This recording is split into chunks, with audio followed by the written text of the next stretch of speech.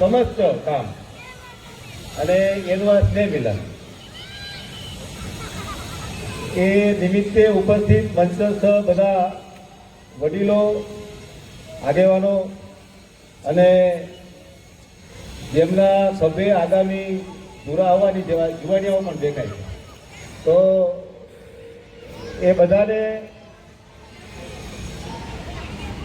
પહેલાં હું આભાર માની લઉં કે મને કોઈથી જોયો નથી, મને કોઈથી સાંભળ્યો નથી, મારું કોઈએ નામ સાંભળ્યું, પણ તોય મને આજે તમારી સામે ઊભો કરી દીધો, એટલે તમારો બધાનો આભાર. પણ છું તું પટેલનો દીકરો, અને મને આવવાની હિંમત એટલા માટે થઈ કે અમારા અરવિંદભાઈ વિદ્યાનગર રે આત્મીયતા અમારી, અને એમને ત્યાં ઓફિસે હું મારા કામ કરાવવા માટે ગયો અને આ વાતચીત થઈ. એવા જામકંડોળાનું આવું સ્નેહ મિલન છે અને આવા કાર્યક્રમો અમે કરીએ છીએ અને સમસ્ત ગામનું કરીએ છીએ, એટલે મને જરા કિશનભાઈ આમ પાનો ચડ્યો, તો થોડું વધારે જાણ્યું, પછી તો ગયો કામ પતાવી. રાત્રે એમનો ફોન આવ્યો કે આપણે જે વાત કરી હતી એનું આવી વાત કરી છે સંજયભાઈ, અને તમારે ત્યાં આવવાનું એવું અમારી ઈચ્છા છે. તો સમસ્ત ગામ એટલે બધી જ્ઞાતિ એટલે મારા ગમતો વિષય. પટેલ તરીકે પોતાની જ્ઞાતિ તો ગમતી જ હોય, પણ બધી જ્ઞાતિઓનું કંઈક કામ થતું હોય એવું મને વધારે ગમે, કેમ કે સમજનો થયો ત્યારથી એવા કામોમાં રહ્યો છું.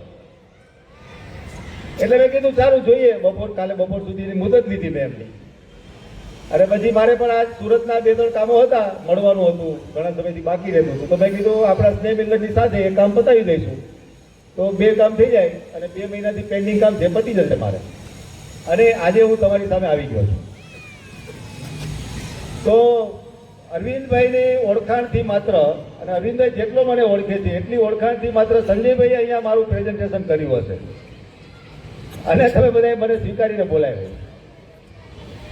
તો સૌ આ જામકંડોળા સમસ્ત ગામ જે મંડળ બન્યું હશે એના સૌ કાર્યકર્તા બંધુઓ, વડીલો, અને જામકંડોળા છોડીને અહીંયા સુરતમાં વસવાટ કરીને સુરતને જામકંડોળા બનાવ્યું છે એવા સૌ સર્વજ્ઞાતિના પરિવારજનો, ભાઈઓ, બહેનો, બાળકો, સમાજ તરીકે જ્યારે વાત આવે ત્યારે મારા મનમાં આખો હિન્દુ સમાજ આવે, જ્ઞાતિ આવે. પેલા મેં હમણાં અહીંયા મારું સ્વાગત કર્યું, ગાડી લઈને આવ્યો હતો, તો મેં ત્યાં પણ કીધું કે ભાઈ સમસ્ત જ્ઞાતિનું જે તમે કામ કરો છો એના માટે થઈને આવવાની હિંમત થઈ છે, તો એ કામને જાળવીને વધારે મોટું હજુ બનાવવાનું, આ સંગઠન મોટું થવું જોઈએ અને સમસ્ત જ્ઞાતિઓનું એની અંદર સહભાગિતા થાય, સમસ્ત જ્ઞાતિના સર્વે પરિવારજનોનું માન સન્માન જળવાય, એ પ્રકારનું આ કામની શરૂઆત અહીંયા તમે લોકોએ કરી છે. આને ભૂસાવા ના દેતા અને એમાં માત્ર ને માત્ર સામાજિક રીતે આ આગળ વધે એવી અપેક્ષા છે. આની અંદર બીજી કોઈ ભેળસેળ ના થાય એ બીજી અપેક્ષા છે. સામાજિક કામમાં માત્ર સામાજિક રહેવું જોઈએ, તો એ કામ આગળ ચાલે અને ખરેખર સમાજ તરીકે એની ઉપયોગિતા થાય, સમાજને લાભ થાય. સમાજ તરીકે શરૂ થયેલા કામો એ ખરેખર સમાજ માટે ઉપયોગી કેટલા છે એનું ચિંતન કરવા માટે આ પ્રકારના કાર્યક્રમોનું આયોજન થતું હોય. એ ખરેખર કેટલું થાય છે એનું આપણે બધા ચિંતન કરવું. તો સમાજ તરીકે જ્યારે વિચાર કરીએ ત્યારે સમાજ એટલે શું? તો સમાજ એટલે સમજણ હોય, સમાજ એટલે સમાનતા હોય, સમાજ એટલે એમાં સુહૃદય ભાવ હોય, સમાજમાં સંતુલન હોય અને સમાજનું સંગઠન હોય, એ સમાજ કહેવાય. સમાજમાં માવતર હોય, સમાજમાં માવજત હોય, સમાજમાં મારું નહીં આપણું હોય, એ સમાજ હોય. અને સમજણ અને માવજત ભરેલી જેની માનસિકતા છે એવો એક જન સમુદાય હોય, એ સમાજ છે.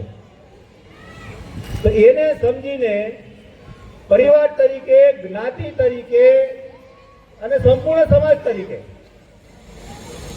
એ પ્રકારે જીવન વ્યવહાર ગોઠવવા માટેનો સમય અત્યારે દેશમાં ચાલી રહ્યો છે. અને વર્તમાન સમયમાં આપણે આપણી જમીન મજબૂત કરીને ભવિષ્યનું નિર્માણ કરવાનું છે અને સેંકડો પેઢીઓ સુધી એક મજબૂત સમાજ અને ધરોહર આગલી પેઢીઓના હાથમાં સોંપવાની છે. એના માટે આપણે બધાએ કામ કરવાનું છે. ત્યારે માત્ર પરિવારમાં સીમિત થઈ જવું, માત્ર જ્ઞાતિમાં સીમિત થઈ જવું એટલાથી નહીં ચાલે. સમાજ જ્યારે આપણા કાનમાં શબ્દ પડે છે ત્યારે આખો હિન્દુ સમાજ, અને હું એમને નથી બોલતો, કિશનભાઈની જે વાતો સાંભળી એના આધારે મને લાગે છે કે એમનું પણ વાંચન આ પ્રકારનું છે અને એમનું પ્રેઝન્ટેશન પણ આ પ્રકારે કરતા હશે. અને એમણે જે છેલ્લો વિષય મૂક્યો દીકરીઓને બચાવવાનો, એ મારો ગમતો વિષય છે અને એ પ્રકારે પણ કામ કરીએ છીએ. તો સમાજ તરીકે રહેવું આપણે, હમણાં હું સવારથી અહીંયા આવ્યો છું તો ઘણા બધા લોકોને મળ્યો, ત્યાં પણ વાતો થતી હતી. એક અમારા ભૂતપૂર્વ વિદ્યાર્થીના ઘરે ગયો, ત્યાં 4 પેઢી હતી. એક પેઢીનું હમણાં અવસાન થયું. તો જે દાદા, એ જે દીકરો છે એના દાદા, એના બાપુજી હમણાં ગુજરી ગયા, તો દાદા બેઠા હતા અને એમની વાતો કરી એમણે.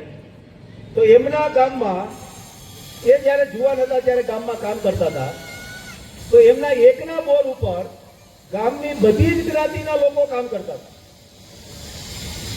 થતું હતું, કોઈ અભાવ નહોતો, કોઈ અસંતોષ નહોતો, કોઈ ઉચ્ચ નીચનો ભેદભાવ નહોતો, કોઈ અસ્પૃશ્યતા નહોતી. બધા એક સાથે કામ કરતા હતા, બધા એક સાથે મંદિર માટે કામ કરતા હતા, બધા એક સાથે મંદિરમાં આરતી માટે આવતા હતા. ગામનું નાનું મોટું કામ બધા વેચીને કામ કરતા હતા, બધી જ્ઞાતિના લોકો.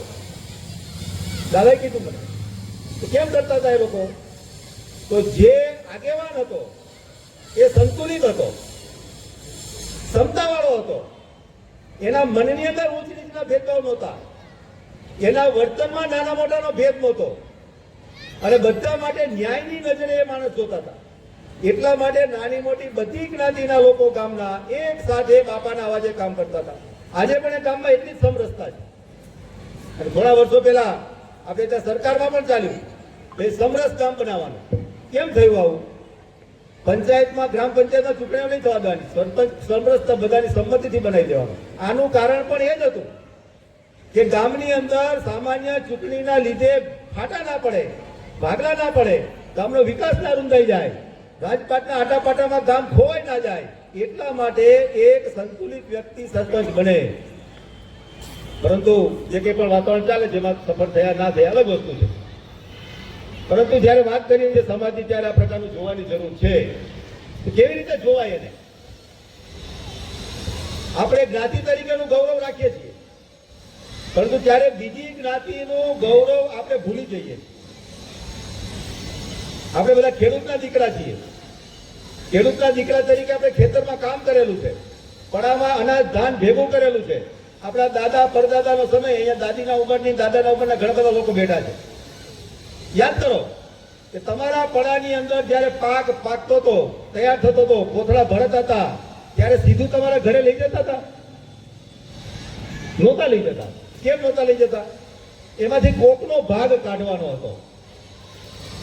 એ ભાગ કાઢીને એ કોથળા જુદા મૂકવામાં આવતા હતા અને એના ઘરે જઈને આપણા દાદા હાથ જોડીને કહેતા હતા કે મારા ભાઈ, તારો ભાગ તૈયાર થઈ ગયો છે, આવીને લઈ જા.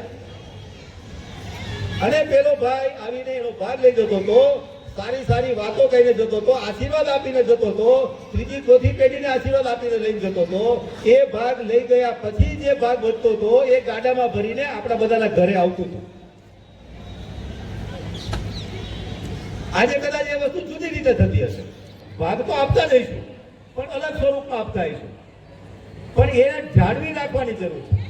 આપણા ભાગે જે જવાબદારી છે, આપણી જે ફરજ છે, એ ફરજ ભૂલી જવાના કારણે સમાજમાં અસંતુલન થયું છે. આ અસંતુલનને મટાવવા માટેનો તમારો પ્રયત્ન સમસ્ત ગામ સ્નેહ મિલન છે. વધાવો એને એક વખત.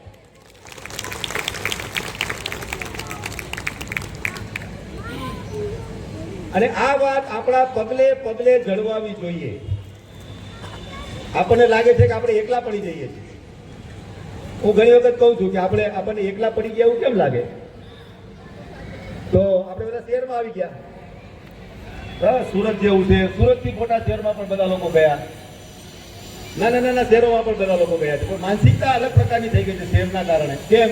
તો હમણાં અમારા બધા વિદ્યાર્થીઓ ભેગા થયા હતા તો ત્યાં વાતચીત થઈ તો મેં કીધું કે આપણે ખેતર છોડ્યા, ફળિયા છોડ્યા, ઓસરી છોડી, એટલે ગામડું છોડ્યું. તો ખેતરમાં રહેતા હતા ત્યારે ખેતર જેવું મન હતું, ફળિયામાં રહેતા હતા ત્યારે ફળિયા જેવો આવકાર હતો, ઓસરીમાં ઓસરી જેવા પાગરણો હતા, અને ગામડાનો ગમતાનો ગુલાલ હતો. એ આપણે શહેરમાં કરવા નથી મળતો. ફળિયું ક્યાં લેવા જવું, ઓસરી ક્યાં લેવા જવી. આપણી કેટલીક મજબૂરી પણ છે કે વ્યવસાયના કારણે કે બીજા ત્રીજા કોઈ કારણે આપણે શહેરમાં આવવું પડ્યું છે. પણ અહીંયા જે આગ ધધકે છે હૃદયમાં, એને ઠરવા ના દેતા. જે જવાબદારી છે, જવાબદારીનું ભાન સદા રાખીને તમારી આવનારી પેઢીની એ જવાબદારી ભાનમાં રહે એ પ્રકારના સંસ્કાર આપવા એ બહુ મોટું કામ છે. અને એટલા માટે આપણે ક્યાંય પણ રહીએ ત્યાં આપણી સંસ્કાર, સંસ્કૃતિ અને પરંપરા આને જાળવીને એ પ્રકારે આપણા ઘરનો રીત રિવાજ, વ્યવહાર અને વ્યવસ્થા ગોઠવાય એની ચિંતા કરવાની આવશ્યકતા છે. આપણા ઘરના પ્રસંગો આપણી પરંપરા, સંસ્કૃતિ અને સંસ્કાર પ્રમાણે કરી શકીએ છીએ આપણે. થાય છે ખરા, કેટલા થાય છે એનો હિસાબ કિતાબ કરવા. હમણાં ભાઈએ કીધું મધર ટેરેસાને બધા યાદ કરે છે, અમરમાને યાદ નથી કરતા. કેમ? એક તો મધર ટેરેસા આપણને યાદ છે, જેમણે આપણી પાસે યાદ રખાવડાવું હતું એ લોકો સફળ થઈ ગયા, અને અમરમાને જેમણે આપણી પાસે યાદ રખાવવું જોઈતું હતું એ બિચારા નબળા પડ્યા. પ્રયત્નો તો પુષ્કળ કર્યા. તો આ વાત પણ સમજવાની જરૂર છે કે આપણે આ સંસ્કાર, સંસ્કૃતિ અને પરંપરાથી આપણને દૂર કોણે કર્યા, કેવી રીતે કર્યા અને શા માટે કર્યા એને સમજવું પડશે. ખેડૂતના મનમાં વેપારીપણું કેવી રીતે આવી ગયું આને પણ સમજવું પડશે. ખેડૂત વેપારી બની ગયો. કેમ? ખેડૂત હતો ત્યાં સુધી ભગવાનનો માણસ હતો. ખેડૂત હતો ત્યાં સુધી એ દાણા દાણા ઉપર બીજા વ્યક્તિઓનો હક સમજતો હતો. ખેડૂત વેપારી બની ગયો ત્યાંથી હિસાબ કિતાબ ચાલુ થઈ ગયા. કેમ? કેમ કે આપણને વેપારી બનાવી દેવામાં આવ્યા, આપણે બન્યા નથી. તો જાગી જવું પડશે. ખેડૂત પુત્ર ખેડૂત જ રહેવો જોઈએ. હું એવું નથી કહેતો કે ઊંચા ના આવે, અલગ મતલબ નથી. ખેડૂત રહેવો જોઈએ. ખેડૂતની જે માનસિકતા છે, અન્નપૂર્ણા તરીકેની જે માનસિકતા છે, બધાને ખવડાવવાની જવાબદારી ખેડૂતની છે. આ દેશમાં કોઈ ભૂખ્યો ના રહે એની જવાબદારી ખેડૂતની છે. એની વ્યવસ્થા માટે સંપૂર્ણ જવાબદારી ખેડૂતની છે. એ પ્રમાણે પોતે ખેતી કરે, અને ખેતીમાં જેટલું પાક્યું છે એટલું માત્ર પોતાનું નહીં તો એના માટે આપવાનું 7 ભાગ કાઢતા હતા આપણે. 7 ભાગ આજે પણ કાઢવા. આપણે શહેરમાં ખેતી નથી કરતા પરંતુ કમાઈએ છીએ, તો કમાણીમાંથી 7 ભાગ કાઢો. એટલે આપણને લાગે છે આપણે એકલા છીએ. એકલા નથી, હિંમત નથી. એટલે હું ઘણી વખત કહું છું કે સારું કરવું છે તો શરૂ કરવાની હિંમત કરો. આપણને બેઠા બેઠા ઘણું સારું લાગે, અને આવા સંમેલનોમાં સારી સારી વાતો થતી હોય આપણને બધું જ લાગે આ કરવું જ જોઈએ. પરંતુ એથી બહાર જઈને કેટલું કરી શકીએ છીએ એ આપણી હિંમત ઉપર છે. તો સારું કરવું છે તો શરૂ કરવાની હિંમત કેળવવી પડશે. આપણને કિશનભાઈ જેવા અનેક મિત્રોના મોઢે આ વાર્તા સાંભળી પણ હશે આપણે, કે ટીટોડી ઈંડા મૂકેલા હતા જમીન ઉપર, અને દરિયાનું પાણી આવ્યું ને દરિયાના પાણીના પાછા વળતા પાણીમાં ટીટોડીના ઈંડા વયા ગયા અંદર સાગરમાં. ટીટોડીએ જોયું કે મારા ઈંડા સાગર ગળી ગયો, અને કલ્પાંત કર્યું કે મારા ઈંડા પાછા આપ. તો સાગર તો સાંભળે નહીં, ખૂબ કલ્પાંત કર્યું, વિનંતી કરી, વિનમણી કરી, પણ સાગર કોઈ જવાબ નથી આપતો. અને ટીટોડીએ પછી કીધું કે છેલ્લી વખત કહું છું કે મારા ઈંડા પાછા આપને તો તને પૂરી લઈ, તારું પાણી ખાલી કરી નાખીશ, ઉલેચી નાખીશ તને. અને ટીટોડીનો એ પણ ધમકી કે ચેતવણી એ સાગરના કાને પડતી નથી. અને ટીટોડીએ પછી કામ આદર્યું કે આજુબાજુમાં જે નાના નાના કાંકરા અને રેતી જે પડેલી હતી તાજમાં લઈ લઈને દરિયામાં નાખવાનું ચાલુ કર્યું. તો ટીટોડીને જયારે કામ કરતી હતી ત્યારે બીજા અનેક પક્ષીઓ ત્યાં હતા. ટીટોડીના સમાજના પણ અનેક ટીટોડીઓ ત્યાં હતી. એને ગાંડી કીધી, મૂર્ખ કીધું, તને કઈ ભાન પડે છે શું કરે છે તું?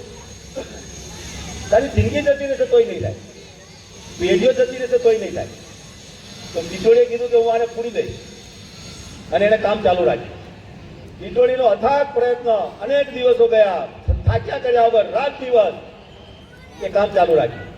તો એના સમાજના કેટલાક પક્ષીઓને થયું કે આપણે એની મદદ કરવી જોઈએ અને કેટલાક પક્ષીઓ જોડાયા, બીજા જોડાયા, સમાજ આખો ટીટોળી સમાજ ભેગો થઈ ગયો અને આ પૂરવાનું કામ ચાલુ કર્યું. ટીટોળી સમાજ ભેગો થયો, બીજા પક્ષીઓ ભેગા થયા, કાગડા, કાબર, કોયલ, બધા જ, અને બધા ધીમે ધીમે જોડાવા માંડ્યા. આખો પક્ષી સમાજ, જેમ મેં કીધું કે આપણે બધા જ્ઞાતિઓ અલગ અલગ છે, આખો હિન્દુ સમાજ છીએ, તો એવી રીતે આખા પક્ષીઓનો સમાજ, એ પક્ષીનો સમાજ આખો બધો જોડાઈ ગયો. દરેક જાતના નાના મોટા બધા પક્ષીઓ પથ્થર ઉપાડી ઉપાડી જેટલા ચાંચમાં પકડે, પાંખમાં પકડે, પગેથી પકડે, જેટલું પકડાય લેવાય એટલું લાગે દરિયામાં નાખે.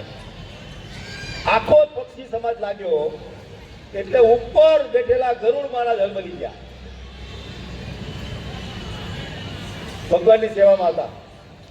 ગરુડ મહારાજે જોયું, અરે આખો મારો સમાજ આ ભગીરથ કામમાં લાગી ગયો છે અને હું અહીંયા છું, મારે જવું જોઈએ. અને ભગવાનને કીધું, ભગવાન મારે જવું પડશે, નહીં ચાલે, હમણાં તમારી સેવામાં રિસર્ચ પાડું છું, માફ કરજો મને, પણ મારે મારા સમાજની સેવા કરવા માટે જવું પડશે, જેમ કે છેલ્લે આવી ગયું છે, હવે નહીં ચાલે. ગરુડ મહારાજ સ્વયં આવી ગયા અને ગરુડ મહારાજ જેવા સમાજની વચ્ચે આવીને બેઠા અને કામ ચાલુ કરવાનું, એક પાછી હાલેક જાગી અને દરિયાની આંખો ખુલી ગઈ. સ્વયં ગરુડ મહારાજ આવી ગયા છે. ગરુડ મહારાજ આવી ગયા મતલબ કે ભગવાન આવી ગયા. અને હવે જો મારી કાને વાતે નહીં ધરું તો મારું તો ધનોત પનોત થઈ જશે. અને પછી એને વિનવણી કરીને પ્રગટ લઈને ટીટોળીના પાછા આવ્યા. માણસ તરીકે, મનુષ્ય તરીકે, માનવી તરીકે આપણે શું સમજવાનું? આપણને દરેક જગ્યાએ એવું લાગે છે કે અમે એકલા છીએ. કેમ એકલા લાગે છે આપણને? તો એકલા આપણે એકલા નથી. શરૂ કરવાની હિંમત. મેં અમારા અરવિંદભાઈને કીધું ને, તમે બહુ સારું કામ કર્યું છે, જામતરુના સમસ્ત કામ. જ્ઞાતિના, પરિવારના, કુટુંબના, અટકના બધા જ થાય છે આપણે ત્યાં સંમેલનો. પરંતુ સમસ્ત કામનું કદાચ મારા ધ્યાન પ્રમાણે કદાચ ઓછા થાય છે, એમાં જામતરુના કદાચ એક છે. કેટલા થાય મને ખબર, પણ બહુ ઓછા, બહુ ધ્યાનમાં નથી આવતું કે સમસ્ત કામના કોઈ સ્નેહમિલન થતા હોય. તમને બધા ફરીથી અભિનંદન આપું છું. એકલા નથી, માત્ર શરૂ કરવાની હિંમત કેળવવાની જરૂર છે. તો આ સમજવું પડશે. ટીટોળીની જેમ શરૂ કરવાની હિંમત. આપણા ઘરે પ્રસંગો કરીએ છીએ ત્યારે આપણને બીક લાગે છે કે આપણે આમ નહીં કરીએ તો કેવું થશે, લોકો શું કહેશે. આ લોકો શું કહેશે એની મારામારી. કોઈ પણ પ્રસંગમાં દીકરા દીકરીઓને મોટા કરવામાં પણ, મહેમાનોની સાથે આવકારમાં પણ, સમાજના વ્યવહારમાં પણ, આપણા પ્રસંગોની વ્યવસ્થામાં પણ લોકો શું કહેશે? લોકો કઈ નહીં કહે. લોકો પણ અત્યારે તામઝામથી, દેખાડાથી, કામ વગરના કામો કરવાથી, જરૂર વગરના વધારાના નાખી દીધેલા રીત રિવાજોથી સમાજ થાકી ગયો છે. એ કોણ બંધ કરે એની બધા રાહ જુએ છે. તો એ હિંમત વાળો કોણ હોય?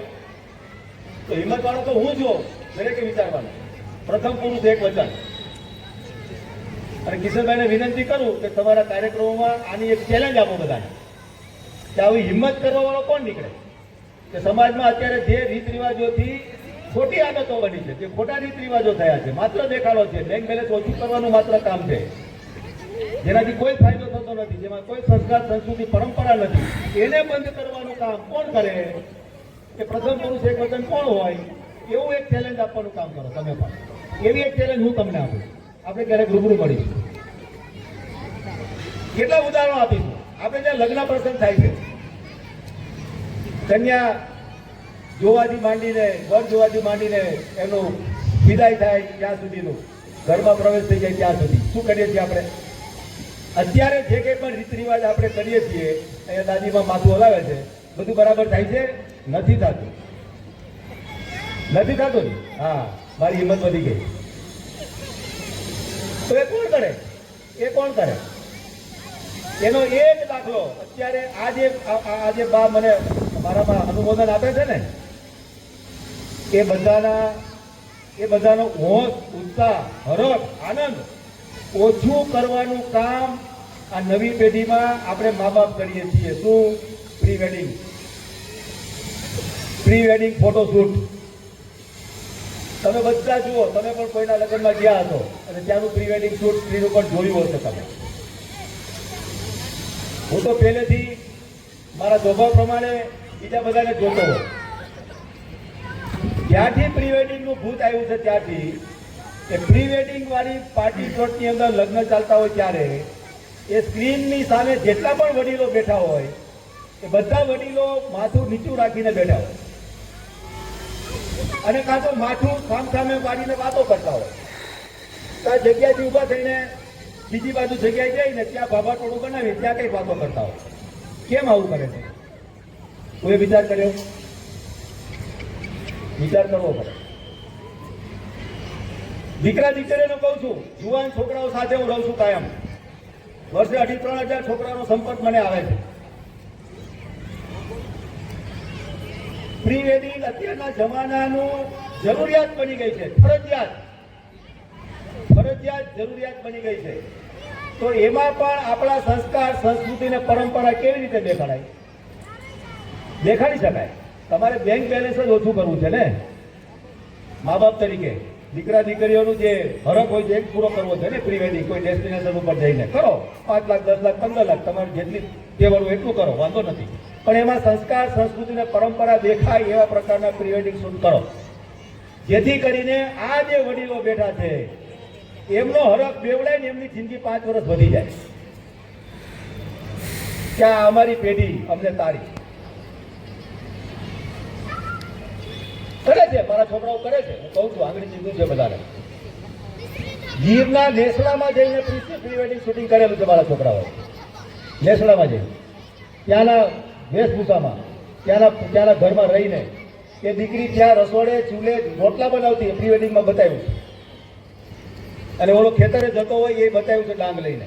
પછી પાછો હાંજી આવે, ભાતું લઈને પેલી બપોરે જાય, બધું એવું પ્રી વેડિંગ કર્યું છે. કરો ને, આ કોણ ના પાડે? અમારા એક મિત્ર વિદ્યાનગરમાં છે, એમની દીકરીના લગ્ન વખતે પ્રી વેડિંગ એને કેવી રીતના બતાવ્યું હતું? તેમના દીકરીની આખી દિનચર્યા બતાવી હતી. સવારે ઉઠેથી રાત્રે સુઈ જાય ત્યાં સુધી, સ્કૂલે જાય, ટ્યુશનમાં જાય, ક્લાસમાં જાય, બીજી ત્રીજી પ્રવૃત્તિમાં જાય, એક્ટિવિટી બીજી બધી કરે, બધું બતાવ્યું. અમારે એક છોકરો હમણાં રાજકોટમાં લગ્ન થયા ગયા મહિને, તો ગામડે બધું રાખેલું હતું. તો ત્યાં ગામડા ઘરમાં બધું સજાવ્યું એને. આખા ગામમાંથી ભેગા કર્યા બધા, જૂના બધા ભાતીગળ, બધું અલગ અલગ ચાકડા ને ટોટલા ને આ બધું કરી એવું કર્યું. બધાને બોલાવ્યા, બધાને ફોટા પાડ્યા, સરસ વેશભૂષા કરીને. પ્રી વેડિંગ કોણ ના પડે? સંસ્કાર, સંસ્કૃતિ અને પરંપરા, વડીલોનો હરખ બેવડાય, એની 5 વર્ષ જિંદગી વધી જાય. તો પ્રી વેડિંગ માટે પહેલો વિચાર આપણા ઘરમાં કરવાની આવશ્યકતા છે અને ભવિષ્યની પેઢીઓને સુરક્ષિત રાખવા માટેની બહુ મોટી જરૂરિયાત છે. બિનજરૂરી ખર્ચાઓ, આવા પ્રકારના સ્નેહ મિલન અને આપણા સામાજિક સ્નેહ મિલનોના સ્ટેજ ઉપરથી અમે બધા જ બોલીએ છીએ કે હવે આપણે ત્યાં ખર્ચાઓ વધી ગયા છે. ખર્ચાઓ ઓછા કોણ કરે? ખર્ચાઓ ઓછા કોણ કરશે? બોલીએ છીએ બધા, ઓછા કોણ કરશે? તો આપણે જ કરવા પડશે. તો ક્યાં ખર્ચા ઓછા કરવાના? નક્કી કરો ક્યાં ખર્ચા ઓછા કરવા છે. બિનજરૂરી ક્યાં લાગશે?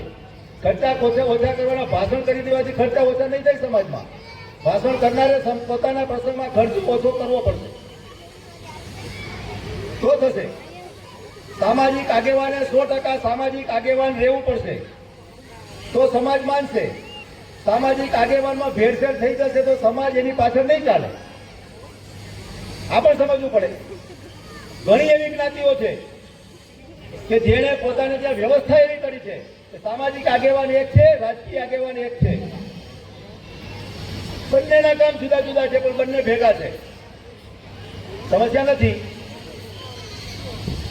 તો નક્કી એ પણ કરવું પડશે સમાજે કે આપણે સમાજમાં સમાજ કારણ કરવું છે કે રાજકારણ કરવું છે કે ધર્મ કારણ કરવું. સમાજ શેનાથી ઊંચો આવશે? સમાજ મજબૂત શેનાથી બનશે? સમાજની સાંસ્કૃતિક ધરોહર કેવી રીતે ઊભી થશે? સમાજની પેઢીઓ રૂસપૂસ કેવી રીતે થશે? તો સમાજ કારણ 100% સમાજ કારણ થવું જોઈએ. તો એનો પણ વિચાર સમાજ તરીકે ભેગા થઈને આપણે બધા કરવા પડે. પ્રસંગની વાત કરતો હતો હું. આપણે ત્યાં વાના પ્રસંગો, વાના શું આપે છે? વાના રસમ ચાલુ થયું છે. હવે આમાંથી કેટલા લોકોને ખબર છે કે વાના રસમ મુકામે ચાલુ થઈ હતી? હાથ ઊંચો કરો. વાના રસમ શા માટે ચાલુ થઈ હતી? કેટલા લોકોને ખબર છે? ખબર છે કોઈને? પણ વાના રસમમાં 2 લાખ 5 લાખનું બજેટ આપણું હોય છે સુરત જેવા સિટીમાં. તો વાના શા માટે બનાવવાના, કોના માટે બનાવવાના એ નથી. તો એ સમયમાં જયારે આ દાદી છે ને એમની દાદીના સમયમાં વાના બનાવતા લગ્ન પહેલા 15 દિવસ પહેલા, અને બેનું દીકરીઓ બીજા ત્રીજા બધા લોકો અગાઉથી આવી જાય 15-20 દિવસ પહેલા ઘરે પ્રસંગમાં કામકાજ કરવા માટે. પાણી ચડાવવા આવ્યા હોય તો એમને વારે વારે ખાવા જોઈએ, નાસ્તો જોઈએ. છોકરાઓ વારે વારે માગે એટલે 15 દિવસ પહેલા ડબ્બા ભરીને એક 10-15 બહેનો વાના બનાવી નાખતી. ચણાના રોટલા બને ને કે 15-20 દિવસ રે, બગડે નહીં એટલે વાના બનાવતા. ખબર છે આજે કોઈને કે વાના શા માટે બનાવતા? પણ વાના રસમ કેમ? રીલ બનાવવાની, મૂકવાની, લાઈક ગણવાની. પણ વાના રસમ છે સમજો પેલા. આજે તો દીકરીઓને ભાણે ચડાવને કહીએ કે ખબરદાર 2 દિવસ વહેલા આવ્યા તો નથી ભમાવે એમ અહીંયા. અને વાના રસમ બનાવવાની. હા, ભાડેથી પાટલા લઈ આવવાના, ભાડેથી વેણા લઈ આવવાના, ભાડાની સાડીઓ લઈ આવવાની. અને ભાઈઓને પાછા ભાડાના પંખાથી પંખાઈ નાખતા બતાવે કોક કે વાના બનાવતા પડશે થાય. તો આપણા પ્રસંગોમાં રિવાજ શેના માટે છે? એને સમજીને રિવાજ કરવા. એ સંસ્કાર, સંસ્કૃતિ અને પરંપરા છે. લગ્ન પ્રસંગની વિધિને 2.5-3 કલાક થાય વૈદિક રીતે કરીએ એટલે. કેટલાના લગ્નમાં 3 કલાક પૂરા થયા હતા? આપણા છોકરા છોકરીના લગ્નમાં 3 કલાક પૂરા નથી થવા દેતા આપણે. કેમ? તો કે સૌથી મોટો સમય તો બ્યુટી પાર્લર વાળી લઈ જાય. વરાજો રાહ જોતો હોય, આવે એટલે ફોટાની પડી હોય, કેમેરા વાળો લોહી પી જાય. ગોર બાપા વિધિ કરવા બેહાડે ત્યારે ગોર બાપાને સૂચના આપે કેમેરા વાળો, બાપા આમ કરો, બાપા આમ કરો. તો વિધિ ક્યારે એની અંદર? સંસ્કાર, સંસ્કૃતિ, પરંપરા. લગ્ન વિધિ શરૂ થાય ત્યારે વરને બેસાડીને એની નારાયણ તરીકે એની સ્થાપના કરવામાં આવે છે. મંત્રોચ્ચાર, શ્લોક બોલીને ગોર બાપા દ્વારા નારાયણ તરીકે સ્થાપિત થાય છે. કન્યા આવ્યા પછી લક્ષ્મી તરીકે સ્થાપિત થાય છે. આપણને ખબર છે લક્ષ્મી નારાયણ બેઠા છે ત્યાં. આપણે મોજ મજાનું વાતાવરણ બનાવી દીધું લગ્નનું. મજાક મસ્તી, હા, એની પર કઈ પ્રકારના સ્પ્રે નાખવાના, તકલીફ થાય એવું બધું કરવાનું. જે ડેકોરેશન કરેલું હોય ફૂલ તો પછી છેલ્લે મળે જ નહીં. ફેરા ભરી ગયા પછી તોડીને મારવાના. પણ લક્ષ્મીનારાયણ ત્યાં એ ફેરા ફરી રહ્યા છે કે સમાજની, પોતાના પરિવારની જવાબદારી કે નિભાવવા માટેના વચનોથી બંધાઈ રહ્યા છે. સમાજને રૂસપૂસ કરવા માટેના સંકલ્પો કરી રહ્યા છે. એકબીજાને પૂરક રહીને સમાજને ઉચ્ચ સ્થાન આપવા માટેના સંકલ્પો કરી રહ્યા છે. ત્યારે આપણે એને મજાક બનાવી દઈએ, એને વધાવવાના હોય. એ લક્ષ્મીનારાયણને વધાવવાના હોય. એને જે ફૂલ આપણે એની પાખડીઓથી વધાવીએ છીએ એ પ્રેમથી વધાવવાની હોય, ફેંકવાની ના હોય. વધાવવા માટે આમ નાખવાનું હોય અથવા તેના ચરણોમાં સમર્પિત કરવાનું હોય. આ આપણને ખબર છે? આજે નથી ખબર. ચાકડાની વિધિ કરીએ છીએ, શા માટે કરીએ છીએ? આમ જોવા જાવ તો કોઈ વિધિ નથી. સમયનું ચક્ર ફરતું રહે છે, સમાજનું ચક્ર ફરતું રહે છે. પરંતુ મેં જેમ કીધું ને કે એક ઘરની જવાબદારી એ 7 ઘરની જવાબદારી હતી. એમાં એક કુંભાર કુટુંબ પણ આપણી જવાબદારી છે. અને પ્રસંગના સમયે એનું માન સન્માન કરીને, એની પૂજા કરીને, એને માથે તિલક કરીને, એને વધાવીને એના જે ગુણ છે એ ગુણ આપણા ત્યાં, આપણા ઘરની અંદર પણ સ્થાપિત થાય અને આપણા દ્વારા એને કોઈને કોઈ પ્રકારની મદદ થાય એ ઉદ્દેશ સાથે એનું જે સાધન સામગ્રી, જેની જે રોજી જે ચાકડો છે, ચાકડાની પણ પૂજા કરતા. કેમ કે એને ત્યાંથી ચાવડીઓ આપણે ત્યાં આવતી, એને ત્યાંથી માટલા આપણે ત્યાં આવતા, એને ત્યાંથી પાટિયા કઢી કરવા માટે આપણે ત્યાં આવતા. કારણ બીજું કાંઈ નથી, પરંતુ ચાકડો પણ તૈયાર મળે છે આવડો. હા, એ ચાકડાની વિધિ કરી નાખીએ છીએ. આપણે ચાકડા વિધિ શા માટે કરવાની ખબર નથી. રમણજીવો રાખીએ છીએ આજે પણ. રમણજીવો કેમ રાખતા હતા આજે આપણને ખબર છે? આપણા બાપ દાદા બધા કરતા હતા એટલે આપણે કરીએ છીએ. પેલું બિલાડી જેવું. તો એક લગ્નની અંદર પ્રસંગમાં ચાલતું હતું અને એક બિલાડી વારે વારે આડી આવતી ત્યાં. તો ઘરના વડીલ કોઈ બેઠા ત્યાં આમ કરે, ધકેલે, પણ ફરી પાછી આવી જાય, ફરી પાછી આવી જાય. તો વડીલ કંટાળી ગયા અને જોરથી એક મારી થાપટ માથા ઉપર, બિલાડી મરી ગઈ. એટલે બાપાજી હવે આને ઉપાડી તો લઈ ન જવાય, પ્રસંગ પેલો થઈ જાય એટલે એની પર ડાલો ઢાંકી દીધો કરંડીઓ. અને એ છોકરાઓ જોતા હતા, એને માની લીધું કે લગ્ન વિધિ ચાલતી હોય ત્યારે આ સમયે એક બિલાડી મારવાની અને એની પર કાઢ્યો ડાલો ઢાંકી દેવાનો. અને એ પરિવારમાં એ પરંપરા થઈ ગઈ. લગ્ન પ્રસંગની વિધિમાં અમુક સમય આવે એટલે બિલાડી લાવીને મારવાની, એની પર ડાલો ઢાંકી દેવા. કેમ તો અમારા દાદાએ ત્યારે શરૂ કર્યું. તો આપણે ત્યાં પણ લગ્ન પ્રસંગોની વિધિઓમાં આવું ચાલી રહ્યું છે કાંઈ વિચારો. રમણ દીવો, એ સમય જ્યારે રમણ દીવો ચાલુ થયો હતો ત્યારે લાઈટો નહોતી. ઘરમાં મહેમાન વાળું હોય, ખૂબ બધા મહેમાનો આવે અને દાગીના બાગીના બધા ખૂબ બધા પહેર્યા હોય બહેનો. હવે તો લોકરમાં પહેરેલા હોય, પણ ત્યારે બધા ખરેખર પહેરતા અને સાચા પહેરતા, બગસરાના નહીં. તો ઘરની અંદર આટલી બધી મહેમાનવાળી હોય અને કોઈનું ક્યાંક ઝીણું કંઈક પડી ગયું હોય, ક્યાંકથી છૂટું થઈ જાય અને પછી જાન જવાની હોય કે જાન આવવાની હોય, તો સાંજ પડીએ એ ઘર આખું વાળીને, કેમ કે ત્યારે તો ગાડી પોતાના લેતા ને, તો એ ઘર વાળીને જે આખું બધું ભેગું થાય કચરું, એ એક ડાલામાં ભરીને, કરંડિયામાં ભરીને પડોશના ઘરે એના ચોકની અંદર, એના ફળિયાની અંદર એક ખૂણામાં જઈને ખાડો કરવાનો, એ ડાલો ત્યાં મૂકવાનો, એની પર કપડું મૂકીને ફરી પાછી માટી વાળી દેવાની. અને લાઈટો નહોતી અને સાંજે કામ કરવાનું હોય એટલે દીવો આગળ આગળ લઈ જવાનો રસ્તો બતાવવા માટે, અને કઈ જગ્યાએ મૂક્યું છે ત્યાં મૂકીને બધું કામ કરીને બહેનો પાછી આવતી. આ પ્રવૃત્તિ દરમિયાન નિરસતા ના લાગે એટલે ગીતો ગાતા, બહેનો ભેગી થાય એટલે ગીતો ગાય, એ પ્રમાણે કરવું.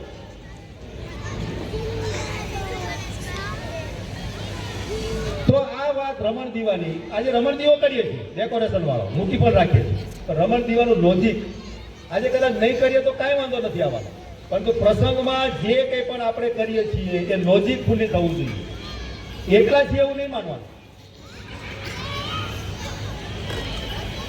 ઘરની અંદર બધાની વચ્ચે સંપર્ક એવો જોઈએ. ભલે જુદા જુદા રહેતા હોય, રસોડા પણ જુદા હશે, પરંતુ મન ભેગા હશે. અત્યારે સમાજ માટે આ ખૂબ જરૂરી છે. મન જુદા હશે તો નહીં ચાલે. જેમ તમે આ કાર્યક્રમનું આયોજન કર્યું છે એવી ક્ષમતા સમરસતા દેખાવી જોઈએ. એના માટે ઘરને પુખ્ત કરવું પડશે, ઘરના દરેક સભ્યોની વિચારસરણી પુખ્ત કરવી પડશે. એના માટે સમાજનો ને સૃષ્ટિનો પણ વિચાર કરવો પડશે. પર્યાવરણને બચાવવું પડશે. પર્યાવરણ વગર, સૃષ્ટિ વગર આપણું અસ્તિત્વ જોખમાઈ જવાનું છે, એનો પણ વિચાર કરવો પડે. દીકરા દીકરીઓને પોતે કેવી રીતે રહેવું, કેવો વ્યવહાર કરવો, એનું પણ ભાન કરાવવું પડે. દીકરાના મનની અંદર, દીકરાની આંખોની અંદર વિકાર પેદા ના થાય એવા સંસ્કાર દીકરાને આપવા પડે. કે ઘરની બહાર નીકળે એટલે બધામાં એની બેન જ દેખાય. બેન દેખાશે તો રસ્તે જતા ક્યાંક અવળું ચાલવું બીજી બે દીકરીઓ સાથે થતું હશે તો દીકરીની મદદમાં પહોંચશે આપણો દીકરો. નહીં તો આપણી દીકરીની મદદમાં કોઈ દીકરો નહીં પહોંચે. ભાઈએ ચેતવણી આપી આપણને. અને દીકરીના ભાવની અંદર એવી ભાવ જગત જગાવવું પડશે કે એની સામે ખરાબ નજરે જોનાર કોઈ પણ રાક્ષસ હશે તો ત્યાં ભસ્મ થઈ જવો જોઈએ. દીકરીનું વ્યક્તિત્વ એવું નિખારવું પડશે કે એની સામે કોઈ અવળી આંખે જોઈ ના શકે, એના માટે ખોટો વિચાર એના મનની અંદર આવી ના શકે. વ્યક્તિત્વ દીકરીનું એવું લાવવું પડશે. દીકરીનું બોડી લેંગ્વેજ એવી બનાવડાવવી પડશે, એનું ચાલ ચરિત્ર એ પ્રકારનું બનાવવું પડશે. એમને એમ નહીં થાય, વાતો કરવાથી નહીં થાય. એનો વિચાર કરો. અને છેલ્લે એક બે વાત કહું છું. એકલા છીએ ભૂલી જાઓ, ભેગા છીએ માત્ર આગળ ચાલવાની જરૂર છે. અને એના માટે સુરતમાં જ્યારે આવું ત્યારે કહું છું, સુરતના ટ્રાફિકને કંટ્રોલ કરવા માટેની જવાબદારી દરેક વ્યક્તિની છે. હમણાં ફરજિયાત કરવું પડે છે એટલે થાય છે, મેમાં આવી જાય છે ઘરે. પણ સુરતનો ટ્રાફિક દરેક વ્યક્તિ પોતાની રીતે સમજીને કરશે તો 2 મહિનામાં સુરતનો ટ્રાફિક એકદમ એક લીટીમાં ચાલશે. આપણી બધાની ઈચ્છા છે ટ્રાફિક કંટ્રોલ કરવાની. તો આપણે જ્યારે ઘરની બહાર નીકળીએ ત્યારે આપણું વાહન 2 વ્હીલ વાળું હોય, 4 વ્હીલ વાળું હોય, એના નિયમ પ્રમાણેનો જે ટ્રેક છે ત્યાં ચાલવું જોઈએ. ટ્રાફિક સિગ્નલ છે તો ઉભું રહી જવાનું, બાજુમાં ગલી સુધી જવાનું નહીં. ક્યાંક કોઈ કારણસર ટ્રાફિક જામી ગયો છે તો જે ટ્રેક જેટલી 2 છે તો 2 ટ્રેકમાં રહેવાનું, 3 છે તો 3માં રહેવાનું, ત્રીજી કે ચોથી બનાવવાની નહીં. કોણ શું કરે છે જોવાનું નથી, મારે નિયમમાં રહેવાનું છે. એક દેશના સારા જાગૃત નાગરિક તરીકે આ દેશના નિયમોનું પાલન પણ મારે જ કરવાનું છે. આ દેશમાં સુધારો ત્યારે થશે કે નિયમનું પાલન થશે. મારા ખોટા કામો કરવા માટે નિયમ તોડવાનું, કોઈના દાઢીમાં જઈને હાથ નાખવાનો, એવું કામ જ શા માટે કરવું? આપણે બીજાને બધાને ભ્રષ્ટાચાર માટે ગાળો આપીએ છીએ, પણ ભ્રષ્ટાચાર આપણે પણ કરીએ છીએ. હું એવું કોઈ કામ ના કરું મારે ભ્રષ્ટાચાર કરવો પડે. મારી જરૂરિયાતો એટલી ઓછી રાખું કે મારે વધારાના ખોટા કામો ના કરવા પડે. આજે ફરવા માટે, મોજશોખ માટે, વિદેશ જવા માટેના પ્રવાસો માટેના રૂપિયા બધા પાસે છે, પરંતુ માગતાના ચૂકવવા માટે રૂપિયા નથી. આવી પણ માહિતી મને મળે. તો આ બધી વાતો છે. સમય પૂરતો થઈ ગયો છે. એક સૂત્રમાં વ્યક્તિ और परिवार प्रबोधन समरसता का भाव बढ़े, મેં આજે બધી વાતો કીધી છે એનો સાર, વ્યક્તિ और परिवार प्रबोधन समरसता का भाव बढ़े, નિત્ય મિલન ચિંતન મંથન છે. આ બધું મેં જે કીધું એને યાદ રાખીને વાગોડવાનું, ઘરે ચર્ચા કરવાની, મિત્ર મંડળમાં વાતો કરવાની. નિત્ય મિલન ચિંતન મંથન છે, સંગઠના કા ભાવ જાગે. આજે તમે કામ આદર્યું છે એનું સંગઠન એક બને. સંગઠન એટલે કોઈની સામે ઊભા થવા માટે નહીં, આપણી સ્થિરતા માટે, આપણા વિકાસ માટે, આપણે સંસ્કાર સંસ્કૃતિ પરંપરા બચાવવા માટે. इसी भाव के बल से गुंजे देशभक्ति की फिर हुंकार. આ જ્યારે કરશું ત્યારે આપણા બધાના સપનાનું જે ભારત છે, એક ભારત શ્રેષ્ઠ ભારત, વિશ્વગુરુ ભારત જે દિશામાં ચાલી પડ્યું છે, એમાં આપણે પણ એક આહુતિ આપવા માટે આ કામ કરવાના છે. એટલો વિચાર રાખીને મને લાગે છે કે આ જામ કનોડના સમસ્ત ગામ સ્નેહ મિલન જે ઉદ્દેશ્યથી શરૂ થયું છે એ 2-5 વર્ષે 10 વર્ષે પણ એ સાકાર થશે અને સૌરાષ્ટ્રના તમામ ગામોની અંદર સમસ્ત ગામનો ભાવ જાગે. કોઈ એક જ્ઞાતિ, પરિવાર, કુટુંબ એટલું નહીં, આખું ગામ એ પ્રકારનું એક આખું વાતાવરણ બને અને વિશ્વની અંદર જે ભારતનો જયજયકાર થઈ રહ્યો છે એમાં આપણો પણ અવાજ સામેલ થાય એવી અપેક્ષા સાથે તમારી સામે જે વાતો મૂકી છે, સારી લાગે એટલી લઈ જજો, વાગોડજો અને તમારા જીવનમાં પ્રસ્થાપિત થયો પ્રયત્ન કરજો. ધન્યવાદ. Thank you very much Aleshbhai. ખૂબ સરસ વાત કરી અને એમાં